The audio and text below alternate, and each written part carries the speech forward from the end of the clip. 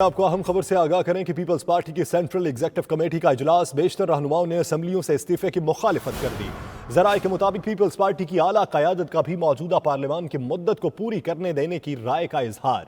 इसी हवाले से मजीद तफसीलात जानेंगे अपने नुमाइंदा वकास बाकिर से। वकास बाकिर, कहिएगा आज के इजलास में क्या अहम फैसले किए गए? जी बिल्कुल, पाकिस्तान पीपल्स पार्टी की सेंट्रल एग्जीक्यूटिव कमेटी का इजलास इस वक्त बिलावल हाउस कराची में जारी है। इजलास में जो सबसे अहम एजेंडा आइटम है वो तो कौमी सूबाई असम्बलियों से जो इस्तीफे का पीडीएम की जानिब से फैसला किया गया उस पर गौर किया जा रहा है और पाकिस्तान पीपल्स पार्टी के बेशतर अरकान सेंट्रल एग्जीक्यूटिव कमेटी की राय है कि असम्बलियों से इस्तीफे नहीं देने चाहिए और इस वक्त जो है पार्लियामान को छोड़ना इसमें सियासी दानिशमंदी का फैसला नहीं होगा। इस हवाले से पीपल्स पार्टी के जो मुख्तलिफ अरकान सेंट्रल एग्जीक्यूटिव कमेटी है वो आईनी और कानूनी सियासी मुज़ाकरात पर भी गुफ्तगू कर रहे हैं और उसके हवाले से हतमी फैसला कुछ ही देर के बाद इस हवाले से होगा। शाम जो पीपल्स पार्टी की सेंट्रल एग्जीक्यूटिव कमेटी के आज के इजलास में दूसरा अहम तरीन मामला है जिसमें असम्बली की तहलील और सेनेट इंतखाबात के हवाले से फैसला है, उस पर भी मुख्तलिफ आरा दी जा रही है। यही है कि पाकिस्तान पीपल्स पार्टी की सेंट्रल एग्जीक्यूटिव कमेटी सूबाई असम्बलियों से इस्तीफा न देने का फैसला करेगी, जबकि ज़िमनी इंतखाब में हिस्सा लेने का पहले ही ऐलान ज़िमनी इंतखाब में हिस्सा लेने का पहले से ही फैसला किया जा चुका है। वकास बाकिर साथ ही रहेगा, हमें यहाँ पे ज्वाइन किया है एडिटर फॉरम राना मोहम्मद अजीम साहब ने। राना साहब, क्या पाकिस्तान पीपल्स पार्टी का ये जो फैसला है कि ज़िमनी इंतखाब में भी हिस्सा लिया जाएगा और इस्तीफे देना बेवकूफ़ी होगी, सियासी खुदकुशी होगी, इस राय का एहतराम पीडीएम प्लेटफॉर्म पे किया जाएगा? ये बिल्कुल किया जाएगा। देखें यासर, हमने कल अपने प्रोग्राम में ये बात कह दी थी और चंद दिन पहले भी हमने कहा था कि ना तो इस्तीफे दिए जाएंगे और ना ही ये ज़िमनी इलेक्शन को छोड़ेंगे। हर सूरत में ये ज़िमनी इलेक्शन लड़ेंगे और यही फैसला होगा। और मैं आपको ये भी बताता चलूँ, जो आज एग्जीक्यूटिव काउंसिल का इजलास हो रहा है इसमें वाकई वकास बाकर ने जो कहा है यही बात है कि वहां पर ये अक्सरियत ये चाहती है कि किसी सूरत में भी पार्लियामेंट का फोरम जो है ना छोड़ा जाए। बिलावल भुट्टो सरदारी खुद भी ये बात चाहते हैं, लेकिन आखिर में फैसला यही होगा कि पार्लियामेंट का फोरम ना छोड़ा जाए, लेकिन फिलहाल यही कहा जाए कि हम इस्तीफों के लिए तैयार हो चुके हैं, इस्तीफे मिल चुके हैं, ताकि हुकूमत जो है उस पर एक खौफ तारी रहे। किसी सूरत पर भी हुकूमत पर खौफ तारी खौफ है वो खत्म ना किया जा सके। लेकिन आखिर में यही होगा कि ये किसी सूरत में भी इस्तीफे नहीं देंगे। देखिए यार, एक चीज बड़ी क्लियर है, इस वक्त पाकिस्तान पीपल्स पार्टी दूसरी बड़ी सियासी जमात होगी सेनेट के अंदर, और किस तरह पीपल्स पार्टी चाहेगी कि सेनेट के अंदर दूसरी बड़ी सियासी जमात होने का मौका वो अपने हाथ से गंवा दे, और अगर ऐसा मौका गंवा देते हैं तो ये उनके लिए सियासी खुदकशी होगी और पार्लियामेंट को छोड़ना, खासकर पीपल्स पार्टी सिंध की हुकूमत को किस तरह। राना साहब साथ ही रहेगा, हमें यहाँ पे ज्वाइन किया है वजीर दिफा शेख रशीद साहब ने। शेख रशीद साहब, बहुत शुक्रिया आपके वक्त का।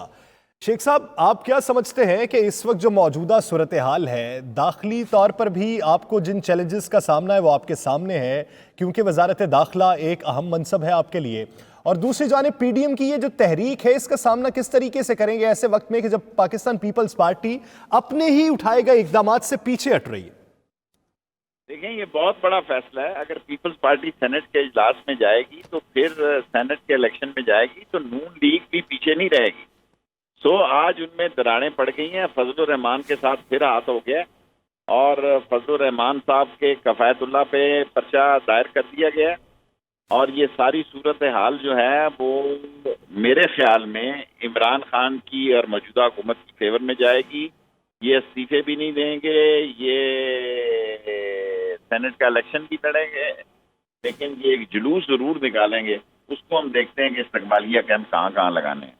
शेख साहब, आपको क्या लगता है कि इस वक्त जो पाकिस्तान पीपल्स पार्टी राय रख रही है, क्या यही राय दीगर जमातों की होगी कि ज़िमनी इंतखाबात में हिस्सा लिया जाए और सिंध असम्बली को ना छोड़ा जाए, या राय मुख्तलिफ हो सकती है दूसरों की? और जमातें हैं कौन सी हैं? फजलुर रहमान की कितनी सीटें होनी है सेनेट में? नून की है, नून इलेक्शन में हिस्सा ले। लेकिन फजलुर रहमान साहब ने हाईजैक तो किया हुआ है ना पीडीएम को। पीडीएम को किया हुआ है या हाईजैक किया, उनको इस्तेमाल किया हो गया। सियासत जो है जी नए साल की पहली तारीख से शुरू हो जाएगी और पहली तारीख को जो इनकी मीटिंग होगी उसमें वाजे हो जाएगा। पीपल्स पार्टी सिंध की असम्बली भी नहीं कुर्बान करेगी, वरना याद रखें इमरान खान 18वीं तरमीम लाए ही लाए। शेख साहब, आपको क्या लगता है कि ये लॉन्ग मार्च का ढिंढोरा पीटा जा रहा है, क्या ये वाकई लॉन्ग मार्च करेंगे? आपका कल का जो बयान है उसके बाद तो इनमें ज्यादा खलबली मची हुई है, ये कहते हैं कि हम तो करेंगे। देखिए, हमें खुद मैं कहता हूं कि वो आएंगे, लेकिन वो ये ताकत, वो शमशमा और दमदमा और हममा और वो नहीं होगा। और अभी इन्होंने फैसला करना है, 30 जनवरी तक इन्होंने डेट दी है, हमने भी फिर इनको डेट देनी है। एक डेट इमरान खान भी देगा जिसका कल ऐलान करें।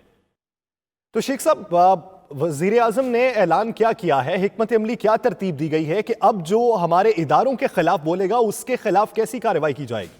उनके खिलाफ कानून सख्त हरकत में आएगा और उनको छोड़ा नहीं जाएगा। आज उन्होंने मुझे कहा है कि आप इनके खिलाफ शिद्दत से इनके खिलाफ एक्शन लें। शेख साहब, एक आखिरी सवाल, आप क्या समझते हैं कि सेनेट इलेक्शन में ये किस तरीके से हिस्सा लेगी ऑपोजिशन? क्या हिचकिचाहट का शिकार होगी या अपनी अपने कैंडिडेटों के लिए लेगी? इलेक्शन का तो इनका इत्तेहाद ही नहीं है, ये तो जूतों में दाल बटेगी। सेनेट का टाइम आने तो दें। तो शेख साहब, एक बात वाज़ेह कीजिएगा, मुफ्ती किफायतुल्लाह के हवाले से क्या काबीना में कोई बातचीत हुई और उसे पर्चा दायर करने का फैसला किया गया उसमें। Thank you. तो अब जितने भी अफराद या जितने भी पीडीएम के रहनुमा इदारों के खिलाफ बोलेंगे, सबके खिलाफ पर्चे दायर होंगे? सबके खिलाफ पर्चा दिया जाएगा। यानी जो भी पीडीएम के प्लेटफॉर्म से इदारों के खिलाफ बोलेगा उस पर पर्चा दायर किया जाएगा। बहुत शुक्रिया शेख रशीद साहब इस हवाले से अपना वक्त देने के लिए। राना साहब, जैसा कि शेख साहब ये बात कर रहे हैं कि पर्चे दायर किए जाएंगे, कार्रवाइयां अमल में लाई जाएंगी, सेनेट इलेक्शन में ये हिस्सा लेंगे, ये वही बातें हैं जो हम बारहा कह चुके हैं। तो आपको क्या मुस्तकबिल में हिकमत अमली में कुछ तब्दीली दिखाई देती है या पैटर्न यही चलेगा?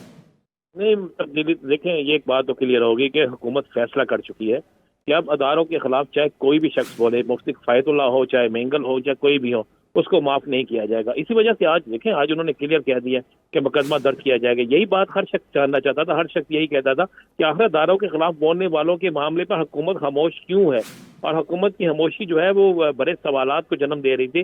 लेकिन देर आए दुरुस्त आए।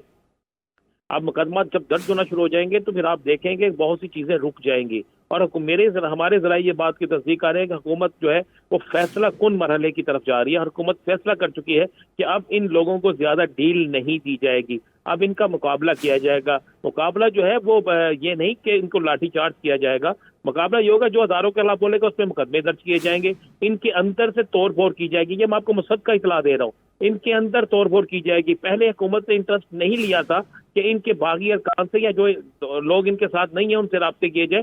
आज बाकायदा ये फैसला हो चुका है और बहुत से अहम तरीन अफराद को ये टास्क मिल चुका है। आइंदा आने वाले दिनों में आप देखेंगे, आपको नजर आना शुरू हो जाएगा कि हर उस बड़ी जमात में दरार पड़नी शुरू हो जाएगी जो अदारों के खिलाफ जा रही है, जो हुकूमत के खिलाफ जा रही है, जो इस्तीफों की बात कर रही है। तो ये आपको आइंदा चंद दिनों में ये नजर आ जाएगा और ये अब हुकूमत जो है फ्रंट फुट पे आके खेलने का फैसला कर चुकी है।